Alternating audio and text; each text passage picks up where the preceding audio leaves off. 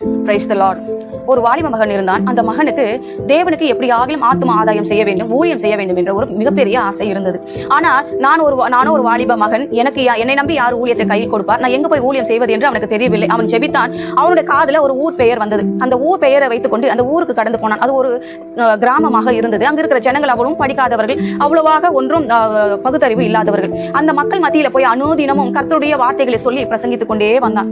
யாரும் அவனுக்கு செவி கொடுக்கவில்லை. குறிப்பிட்ட நாட்கள் வந்த உடனே அவங்களுக்கு கோபம் வர ஆரம்பித்தது. இவனை அடித்து உதைத்து, இனி இந்த ஊரில் நீ இருந்தா உன் கை காலை உடைத்து விடுவோம் என்று சொல்லி அவனை அடித்து உதைத்து அந்த ஊரை விட்டே அனுப்பிவிட்டார்கள். இவன் பக்கத்து ஊர்ல போய் ஒரு வீட்டை வாடகை எடுத்து அந்த இடத்துல தங்கி இருந்தான். ஆனா அவனுக்கு உணவோ அந்த வாடகை கொடுக்குவதற்கு பணமோ எதுவுமே அவனுக்கு இல்லை. அப்போ என்ன செய்வது என்று அவனுக்கு தெரியவில்லை. ஜெபிக்க ஆரம்பிச்சான் முழங்கால் படிட்டு. ஆண்டவரே, உங்களுக்காக நான் ஊழியம் செய்ய வேண்டும், ஆத்ம ஆதாயம் செய்ய வேண்டும், என்னுடைய வாடகையை நீ பார்த்துக்கொள்வீர், எனக்கான உணவையும் நீ சந்திப்பீர் என்று நான் நம்புகிறேன், விசுவாசிக்கிறேன் என்று சொல்லி ஜெபித்து விட்டு வீட்டை விட்டு வெளியே வரும்போது வீட்டுக்கு பின்னாடி அவனுக்கு ஒரு அத்தி மரம் காணப்பட்டது. அந்த அத்தி மரத்துல பழுத்த பழங்களை எல்லாம் பறித்து சாப்பிட்டு அவனுடைய நாளை கழித்தான். திரும்பவும் என்ன பண்ணா, அந்த ஊருக்குள்ள எப்படி ஆகிலும் போக வேண்டும். அவன் நினைச்சிருந்தா வேற ஏதாவது ஊருக்கு கூட போயிருக்கலாம். ஆனா அதே ஊருக்கு திரும்பி போக வேண்டும் என்று முயற்சித்தான்.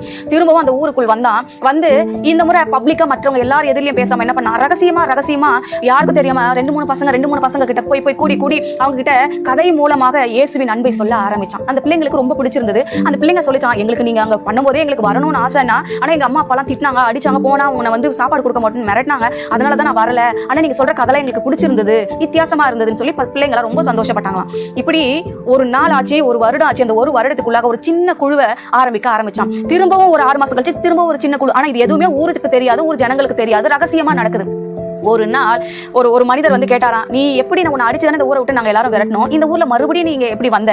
ஆனா அவனுடைய அமைதியும் அவனிடத்துல இருந்த அந்த அன்பும், இவர் இவ்வளவு கண்டிஷனா பேசியும் அந்த அன்பு அந்த மனிதனை ஏவினதனால அடுத்த நாள் அவனை பார்த்து ஒன்றும் கேட்கவில்லை, எதுவும் திட்டவில்லை, அடிக்க வரவில்லை. பின்பு இவன் துணிகரமாக எல்லார் இடத்துல போய் கொஞ்சம் கொஞ்சமாக பேசி அந்த ஊரையே கர்த்தருக்காக ஆதாயப்படுத்தினான்.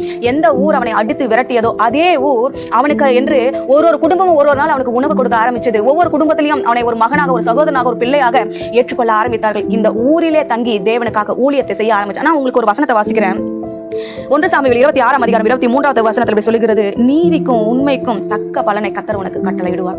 அவன் நீதியா இருந்தா, உண்மையா இருந்தான், என் தேவனுக்காக நான் ஊழியம் செய்வேன், எல்லாவற்றையும் சகிப்பேன் சொல்லி எல்லாவற்றையும் சகித்துக் கொண்டு அந்த இடத்துல அவன் போய் ஊழியம் செஞ்சான். அந்த ஊரே அவன் பின்னாடி நின்றது. இந்த ஊரில் இருக்கிற அத்தனை பேருமே இயேசுவின் அன்பை அறிந்து கொண்டார்கள். கொஞ்சம் கொஞ்சமாக விக்கிரக கோட்டைகள் தகர்க்கப்பட்டது, மந்திரங்கள் செய்வினைகள் எல்லாம் மாறப்பட்டது. எல்லா ஜனங்களும் கர்த்தரை ஏற்றுக்கொண்டபடினால அந்த ஊரில் அந்த சகோதரனுக்கு வயசானதுனால, ஒரு 20-25 வயசு ஆனதுனால ஒரு சபையை நிறுவி அந்த சபைக்குள்ளாக எல்லாரையும் இயேசுவின் அன்பை ஒரு போதகராய் போதித்து அந்த ஊரையே ஆதாயப்படுத்தினான். இதுக்கு எத்தனை பிள்ளைங்க ஊழியம் செய்யணும்னு ஆசைப்பட்டு இருக்கிறீங்க? உங்க முயற்சிக்கு நிச்சயமாக கர்த்தர் பலனை உண்டு பண்ணுவார். ஆமென்.